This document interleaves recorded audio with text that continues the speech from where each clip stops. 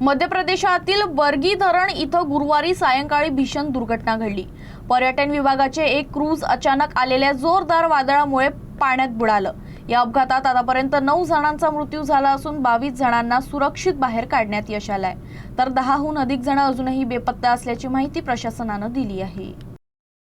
अपघाताच्या वेळी क्रूजमध्ये सुमारे 40 ते 45 पर्यटक उपस्थित होते। हे क्रूज किनाऱ्यापासून सुमारे 300 मीटर अंतरावर असताना अचानक आलेल्या वादळामुळे अनियंत्रित झालं आणि काही क्षणातच बुडालं। प्राथमिक बचाव कार्य स्टेट डिझास्टर रिस्पॉन्स फोर्स म्हणजेच SDRF कडून करण्यात आलं, मात्र अंधार आणि खराब हवामानामुळे मदत कार्यात मोठा अडथळा निर्माण झाला। शुक्रवारी सकाळपासून पुन्हा बचाव कार्य वेगानं सुरू करण्यात आलं। अपघाताची तीव्रता लक्षात घेता स्थानिक प्रशासनासोबतच राष्ट्रीय स्तरावरील पथकांची मदत घेण्यात आली। भारतीय सेना घटनास्थळी दाखल झाली असून हैदराबादहून विशेष पथक आणि हेलिकॉप्टर रवाना करण्यात आलं होतं। तसेच कोलकात्याहून निमलष्करी दलाचे पथकही जबलपूरमध्ये दाखल झाले। सुमारे 20 फूट खोल पाण्यात अडकलेले क्रूज बाहेर काढण्यासाठी हायड्रोलिक मशीन आणि पोकलेनच्या सहाय्याने प्रयत्न सुरू आहेत।